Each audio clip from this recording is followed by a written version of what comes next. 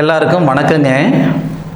இந்த பதிவில் நம்ம பார்க்கக்கூடியது தனுசு ராசியில் பிறந்த நண்பர்களுக்கு வரக்கூடிய மார்கழி மாதத்தில் இந்த பிரபஞ்சம் எந்த மாதிரியான மாற்றங்களை தரப்போகுதுன்றது பற்றி தானுங்க ஆதாரபூர்வமாக இந்த பதிவில் நம்ம பார்க்க போகிறோம்.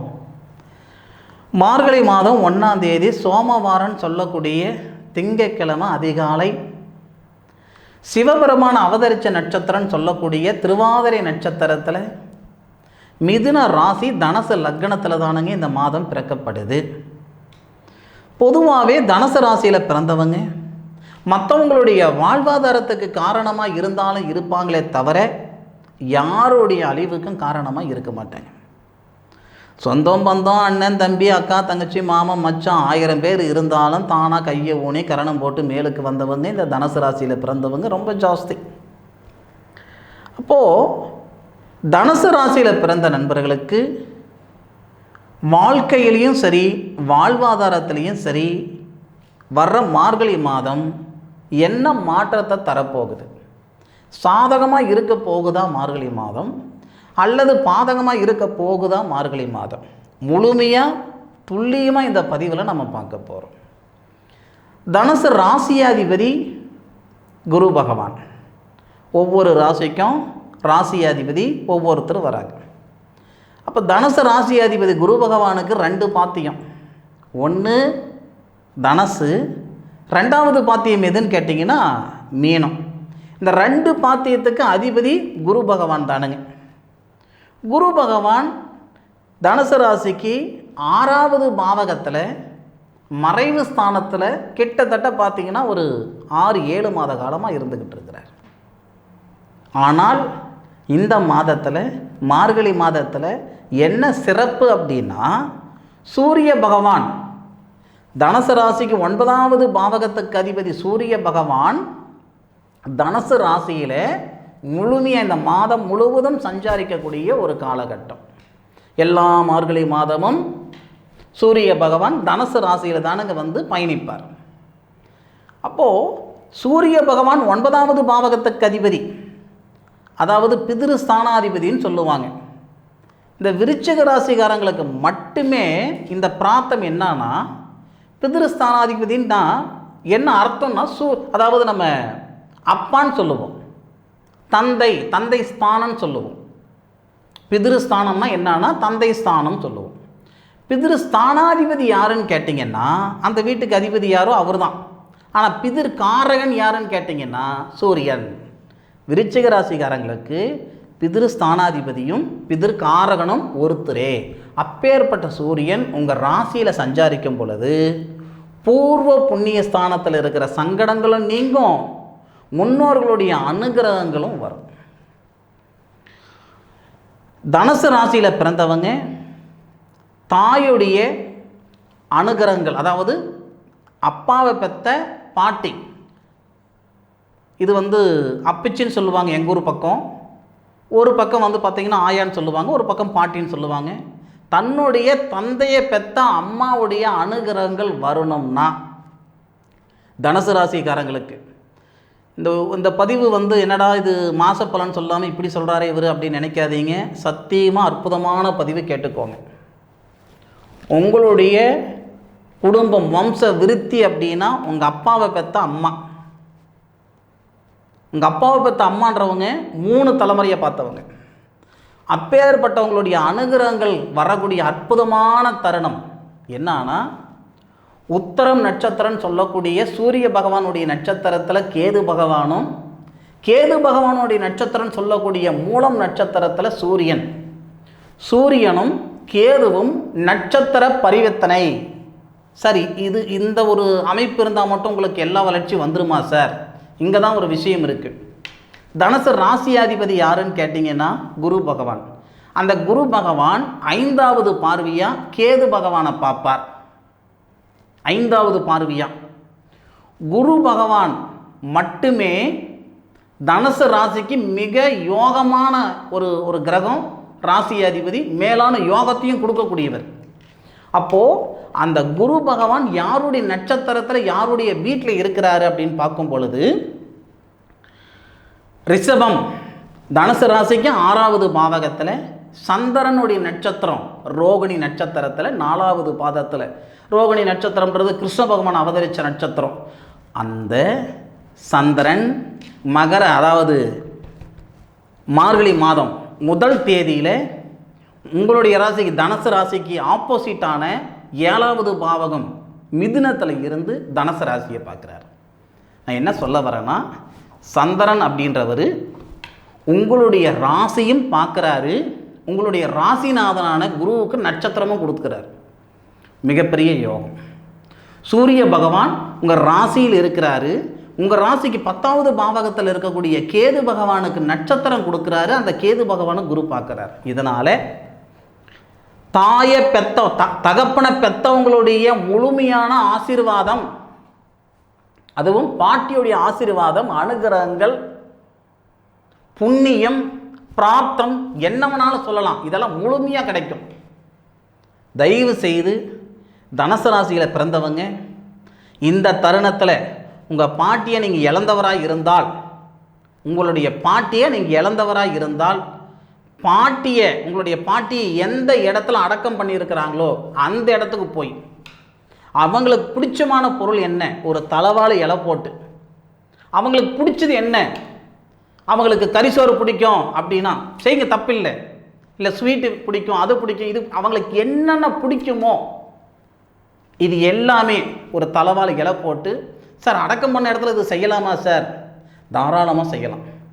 இன்னும் எத்தனையோ ஊரில் அவங்க நினைவு நாள் அன்னைக்கு ஒரு தலவாழை இலை போட்டு 10 பேருக்கு சோறு போட்டு, அந்த தலவாழை இலையில் ஒரு தாம்பலத்தில் தலவாழை இலை போட்டு அவங்களுக்கு பிடிச்ச பொருளெல்லாம் வச்சு கொண்டு போய் அவங்களை அடக்கம் பண்ண இடத்துல வச்சு வழிபட்டுட்டு வர்றது ஒரு வழக்கமாக தான் இருந்தது அன்னைக்கு. ஆனால் இன்றைக்கி எல்லாமே மின்சார சுடுகாடாகி போச்சு, மின்சார மையானமாகி போச்சு. சரி, உங்களுக்கு தெரிஞ்சு அவங்கள இந்த இடத்துல அடக்கம் பண்ணியிருக்கிறாங்க, போய் 5 வருஷம் ஆகுது சார், 2 வருஷம் ஆகுது சார், இல்லை சமாதி கட்டியிருக்கிறாங்க அப்படின்னா அந்த இடத்துக்கு போய் உங்களுடைய பாட்டியோடைய சமாதிக்கு போயிட்டு அவங்களுக்கு பிடிச்சமான விஷயங்கள் எல்லாமே ஒரு தலவாழை இலை போட்டு நீங்கள் செய்துட்டு வாங்க. இந்த 13 நாள் உங்களுக்கு மாற்றம் எப்படி இருக்குதுன்னு பாருங்கள். நிஜமாக சொல்லும்போது எனக்கு புல் அரிக்குது. இது ஆதாரம் இல்லாமல் சொல்லலை, 100% ஆதாரப்பூர்வமாக சொல்கிறேன். இந்த அமைப்பு மீண்டும் வரணும்னா 12 வருஷம் ஆகும், பார்த்துக்கோங்க.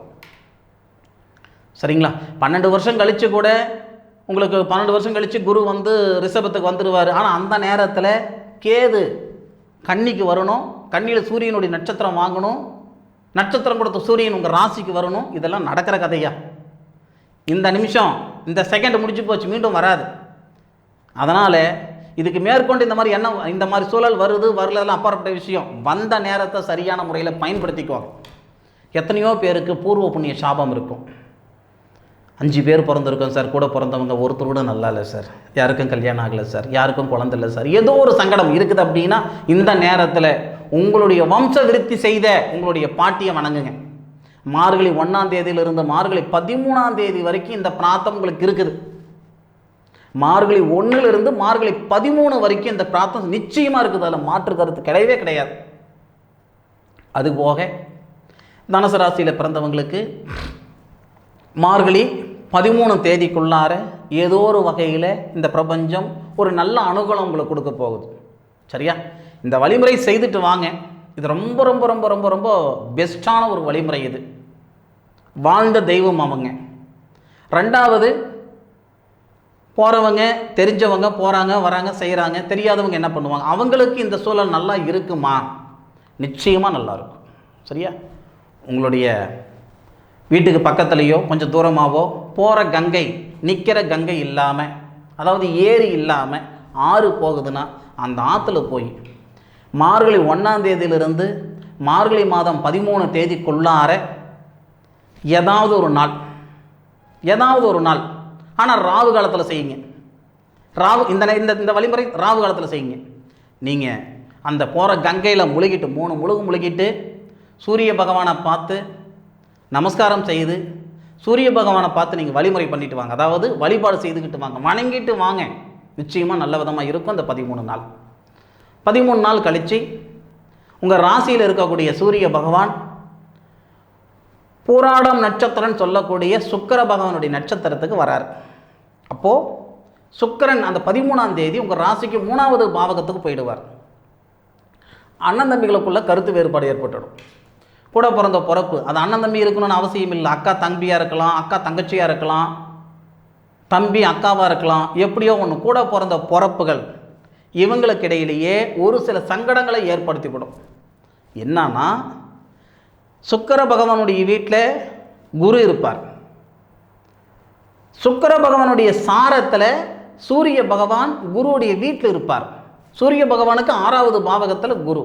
இந்த சூழலில் அண்ணன் தம்பிகளுக்குள்ள கருத்து வேறுபாடு சூரிய பகவான் பூராட நட்சத்திரத்தில் வரும்போது ஏற்படுத்திடும். கொஞ்சம் சூதானமாக இருங்க. நம்ம தம்பி தானே, என்ன சொன்னாலும் கோச்சிக்க மாட்டான். நம்ம அண்ணன் தானே, என்ன சொன்னாலும் கோச்சிக்க மாட்டார். வேண்டாம், சிக்கல் ஏற்படுத்திவிடும். அதுபோக இந்த மார்கழி மாதத்தில் பூராடம் நட்சத்திரத்தில் சூரிய பகவான் வரும் பொழுது ஒரு சில நண்பர்களுக்கு திருமணத்தில் இருக்கிற தடைகள் எல்லாம் நீக்கக்கூடிய ஒரு தருணமாக இருக்கும். என்னன்னா, இந்த சூரிய பகவானுக்கு சுக்கிரன் நட்சத்திரம் கொடுத்துட்டு சுக்கிரன் 13ஆம் தேதி, மார்கழி 13ஆம் தேதி கும்பத்துக்கு சனி பகவானுடைய ஆதிக்கத்தில் செவ்வாவுடைய சாரமான அவிட்டம் நட்சத்திரம் 3வது பாதத்தில் டிராவல் பண்ணுவார். அவிட்டம் நட்சத்திரம் 3வது பாதத்தில் சுக்கிரன் செவ்வாவுடைய நட்சத்திரத்தில் வருவார். செவ்வாவுடைய பார்வையில் சுக்கிரன் இருப்பார். செவ்வாய் தனுசு ராசிக்கு 8வது பாவகத்தில் இருந்து சனி பகவானுடைய நட்சத்திரமான பூச நட்சத்திரத்தில் இருந்து கும்பத்தை பார்ப்பார். செவ்வாய் 8வது பார்வை. அப்போ கும்பத்தில் சுக்கிரன் இருப்பார். சுக்கிரனுக்கு செவ்வாய் நட்சத்திரம் கொடுத்துருப்பார். எதுக்காக சொல்கிறேன்னா, புத்திரஸ்தானாதிபதி செவ்வாய் தனுசு ராசிக்காரங்களுக்கு, ஐன சுகஸ்தானாதிபதி செவ்வாய். அப்போது செவ்வாவை ஐன சுகஸ்தானாதிபதி பார்க்கக்கூடிய தருணத்திலையும் நட்சத்திரம் கொடுக்குற தருணத்திலையும் அந்த சுக்கிர பகவான் 3வது பாவகத்திலேருந்து சூரியனுடைய வீட்டையும் பார்ப்பார். சூரியனுக்கு நட்சத்திரம் கொடுத்துருப்பார், புராட நட்சத்திரம். இது குழப்பம் இல்லை, நல்லா தெரிஞ்சுக்கோங்க. சுக்கிரன் திருமணக்காரகன். அவர் 3வது பாவகத்துக்கு போயிட்டு செவ்வாவுடைய நட்சத்திரம் வாங்கி பார்வையை வாங்கி சூரியனுடைய வீட்டையும் பார்த்து சூரியனுக்கு நட்சத்திரம் கொடுத்துருப்பார். இதனால் திருமணத்தில் இருக்கிற தடைகள் நீங்கும். பல வருஷம் போராடிட்டு இருக்கிறேன் சார், 10 வருஷமாக போராடிட்டுனுங்க. என் ஜாதகத்தில் எனக்கு திருமண வாழ்க்கை இல்லை போல் இருக்குது, அதனால் நான் மறுமணம் பண்ணிக்கலான்னு இருக்கிறேன் சார், யாருக்காவது வாழ்க்கை கொடுக்கலான்னு இருக்கிறேன் சார் அப்படின்னு நினைக்கக்கூடிய பெண்ணாக இருந்தாலும் சரி, ஆணாக இருந்தாலும் சரி, கொஞ்சம் வெயிட் பண்ணுங்க. மார்கழி மாதம் குடுக்கல் வாங்கல் வச்சுக்க மாட்டாங்கன்னு சொல்லுவாங்க. வரன் பார்க்குறதல், பெண் பார்க்கும் படலம், மாப்பிள்ளை பார்க்கும் படலம் இல்லை செய்யக்கூடாதுன்னு சொல்லுவாங்க. ஆனால் மார்கழி மாதத்தில் தான் நம்மளுடைய திருமணத்தில் இருக்கிற தடை நீங்கும் அந்த பிரம்மன் எழுதியிருந்தால் மாறவா போகுது? மார்கழி மாதம் 13 தேதிக்கு மேலே 26 தேதிக்குள்ளார இந்த பிரபஞ்சம் ஏதோ ஒரு வகையில் உங்களுக்கு இருக்கக்கூடிய அந்த விவாக தடையை நீக்க போகுது, திருமண தடையை நீக்க போகுது, மாற்று கருத்து இல்லை. அதுபோக சில பேருக்கு திருமணம் நடந்து பலவிதமான சிக்கல் ஏற்படுத்தி சித்திரவதை ஏற்படுத்தி பிரிஞ்சு போய் இருக்கக்கூடிய தம்பதிகளுக்கு மறுமணம் நடக்கிறதுக்கான வாய்ப்புகளை ஏற்படுத்திடும். மார்கழி 13லிருந்து மார்கழி 26 வரைக்கும் சுக்கிரனுடைய நட்சத்திரத்தில் சூரியன் இருக்கிறார் அப்படின்னா அந்த 13 நாட்கள் கல்யாணம் நடந்துருன்னு சொல்கிறதா? இல்லை, அதுக்கான ஒரு பாதை. குழந்தை கருத்தரிக்கிறதுக்கு ஒரு நேரம்னா கருதரிச்ச குழந்தை, உருவான குழந்தை உருவமாகறதுக்கு ஒரு டைம் இருக்குது. கருதரிச்சது அந்த கரு ஆகிறது, உருவமாக ஆகிறதுக்கு டைம் இருக்குது. எல்லாத்துக்கும் ஒரு நேர காலங்கள். மார்கழி மாதம் 13 தேதிக்கு மேற்கொண்டு வரக்கூடிய ஒரு கிரக அமைப்பு தை மாதம் அல்லது மாசி மாதத்தில் நமக்கு ஒரு நல்லது நடக்கிறதுக்கு வாய்ப்பு இருக்குது. அதுபோக பிரிஞ்ச தம்பதிகள் ஒன்று சேர்றதுக்கும், நிரந்தரமாக பிரிஞ்சு போனவங்களுக்கு மறுமணம் நடக்கிறதுக்கும், தொழில் சார்ந்த விஷயத்தில் ஏற்றங்கள் தரத்துக்கான வாய்ப்புகள் கொடுக்கும். சார் இது நெசமா சார்? 4வது பாவகத்துக்கு அதிபதி சுபஸ்தானாதிபதியும் குரு தானே. குரு சந்திரனுடைய சாரத்தில் இருந்து 10வது பாவகன் சொல்லக்கூடிய தொழில் ஸ்தானத்தை பார்க்கக்கூடிய சூழலில் தொழில் ஸ்தானாதிபதி யார்? புதன். தனுசு ராசிக்கு 12வது பாவகத்தில் மறைஞ்சே இருந்தாலும் புதன் குருவுடைய பார்வை வாங்குறாரே. மார்கழி மாதம் 1ஆம் தேதியிலிருந்து மார்கழி மாதம் 20ஆம் தேதி வரைக்கும் புதனுக்கு வீடு கொடுத்தவர் செவ்வாய். அப்போது குரு புதனையும் பார்க்குறாரு, புதனுடைய வீட்டையும் பார்க்குறாரு, நம்ம ராசிக்கு 2வது பாவகத்தையும் பார்க்குறாரு. இதனால் கட்டாயம் கண்டிப்பாக தொழிலில் ஏற்றத்தை கொடுக்கும், மாற்றத்தை கொடுக்கும். மார்கழி மாதம் 26 தேதிக்கு மேற்கொண்டு 27, 28, 29 ஒரு 3 நாள் சரியாக சூரிய பகவானுடைய நட்சத்திரத்தில் சூரிய பகவான் வரார். அப்பா இல்லாத பிள்ளைகளுக்கு இந்த நேரம் அருமையான நேரம், அற்புதமான நேரம். தனுசு ராசியில் பிறந்தவங்க ஒரு சிலருக்கு தந்தையுடைய அனுகிரகங்கள் இல்லாமல் இருக்கே, அப்பாவுடைய சப்போர்ட் இல்லாமல் இருக்கே, ரொம்ப சின்ன வயசுலேயே அப்பா தவறிட்டார், இந்த மாதிரி ஆதங்கம் உங்களுக்கு இருக்குது அப்படின்னா அவருடைய ஆத்மா சாந்தி அடைகிறதுக்கும், அவருடைய அனுகிரகங்கள் உங்களுக்கு வர்றதுக்கும், அவருடைய ஆசீர்வாதம் உங்களுக்கு வர்றதுக்கும் சிறப்பான நேரம் இந்த நேரம். மார்கழி மாதத்தில்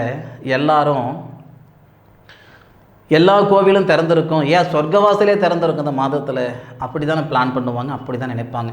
ஆனால் தனுசு ராசியில் பிறந்தவங்களுடைய அதிர்ஷ்டம், அற்புதமான விஷயம், வாழ்ந்த தெய்வங்களுடைய அனுகிரகங்களும் ஆசீர்வாதமும் வாங்க போகிறீங்க. வாழ்ந்த தெய்வங்கள் உங்களை படைச்ச தெய்வம் சொல்லுவேன் நான். அப்போது தனுசு ராசியில் பிறந்தவங்களுடைய பாட்டியுடைய அனுகிரகங்கள் வாங்க போகிறீங்கன்னு சொன்னேன். தனுசு ராசியில் பிறந்தவங்களுடைய தந்தையுடைய அனுகிரகங்கள், சூரிய பகவானுடைய சுய நட்சத்திரத்தில் 3 நாள் ட்ராவல் பண்ணுவார். அந்த தருணத்தில் கட்டாயம் அப்பா இல்லாத நண்பர்கள் தன்னுடைய தந்தைக்கு செய்யக்கூடிய வழிமுறையால் அவருடைய முழுமையான அனுகிரகங்களும் ஆசீர்வாதமும் வந்து சேரும். பாட்டிக்கு நான் எப்படி சொன்னனோ அதே மாதிரி உங்களுடைய அப்பாவுடைய சமாதி எங்கே இருக்குது, அப்பாவை நம்ம அடக்கம் பண்ண இடம் எதுன்றதை கண்டுபிடிச்சி அவருக்கு உண்டான விஷயங்கள் செய்து, இல்லை அவருக்கு பிடிச்ச விஷயங்கள் செய்து வரக்கூடிய ஒரு சூழலில் நிச்சயமாக அவருடைய அனுகிரகங்கள் ஏற்படும். இதில் ஒரு கேள்வி உங்களுக்கு இருக்கும்.